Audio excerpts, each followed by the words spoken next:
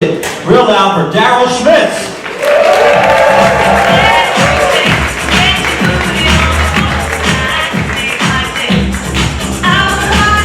Give it up for Tim one more time, huh? Yeah, hell yeah, yes. Alright, like Tim said, my name is Daryll, but I want us to become friends, so I'm going to allow you guys to use a nickname that I got recently. It was given to me by a homeless man standing outside of a Walgreens, which is interesting. But I was walking by and he goes, "Yo, gay guy from Modern Family, give me $1."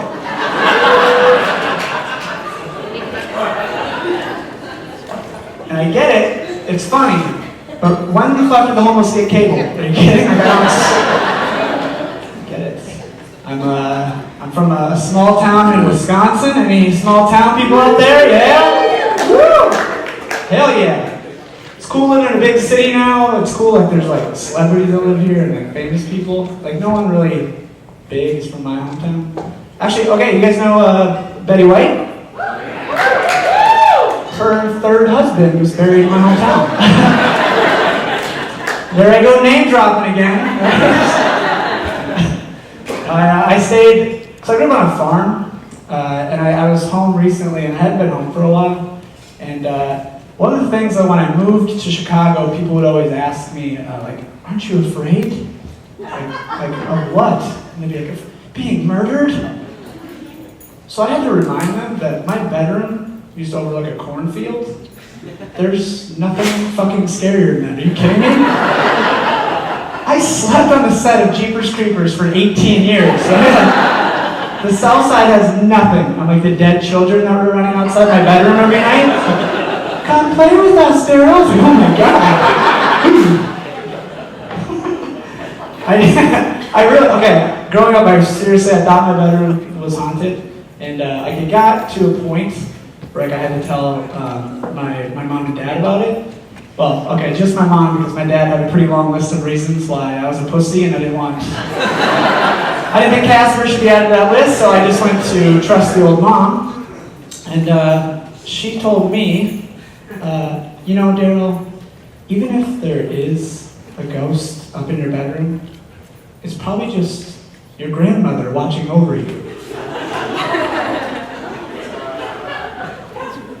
And I had to sleep in that bedroom during my pubescent years. I don't know if you guys ever had to masturbate with your deceased grandmother watching over you, but it's not that bad. You should try it. So, went there. No, I'm a very non-confrontational person, which is another cool term for pussy. But I really did. I reached a brand new level of pussy that I didn't even know I had inside me. And I'm gonna tell you guys because I feel like when I talk about it, it's a little bit easier. It makes me feel better. It happened in Chicago. I was walking side by side with like a businessman. We were walking at the same pace, right? And as he was walking, he was sniffling a lot. I could tell he had a cold. And what he did was he spit, like the most spit I've ever seen. And it all just landed right here on the old thigh, right? And so I stopped, I looked at him, and I just went, whoops.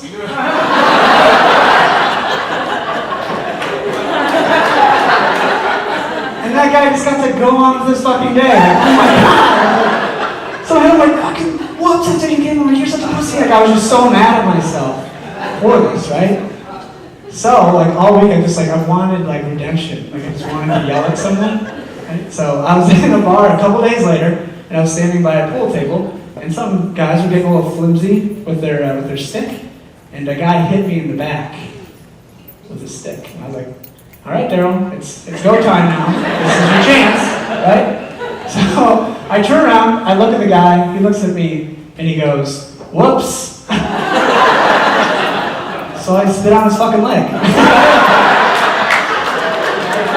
Payback, baby! Yeah! Woo! When I was home recently, okay, I didn't. There's certain phrases that people use in small towns that they don't use in big cities. Like, they always say, can you believe it to a bunch of shit that you can totally believe. Does that make sense? Okay, like, every time I go home, my dad's like, oh, Daryll, this weather, can you believe it? Yes, of course I can. Right, it's always just yes. My grandma called me and she goes, Daryll, your cousin, she had a baby. It's a girl, can you believe it? 50-50 chance here, Grandma. I can fucking believe it, right? So going forward, I'm just gonna start telling them unbelievable shit that actually happened to me, so they know what the bar is going forward, right? Does that sounds right? Okay, so recently you're at the world famous Laugh Factory. After a show, I was walking back to the bar, and a girl grabbed me by the arm, and she goes, hey, just so you know, I'm a pumpkin powder. Like everyone in this audience, I've never heard that phrase before either. Okay, you're safe. Well, it turns out, ladies and gentlemen, there's a population of women that prefer to have sex with redheads.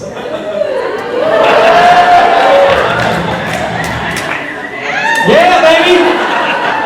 We did it! We did it! Everyone, any pumpkin powders out there, huh? Thank you, sir. That's great. So obviously this girl says this, so I have to give this lunatic girl my number, right? I want to see what other crazy shit she's into.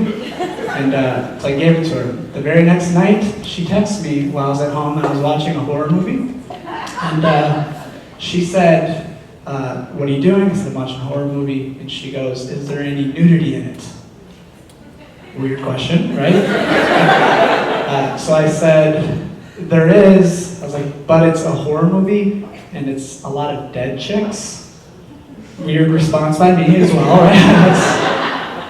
And what she said to me was, are you into that? Because if you are, if you come over to my apartment right now, I will lay in a bathtub full of ice until you get here. And then you can just have sex with me while I'm cold and I won't move. Now that is unbelievable, right?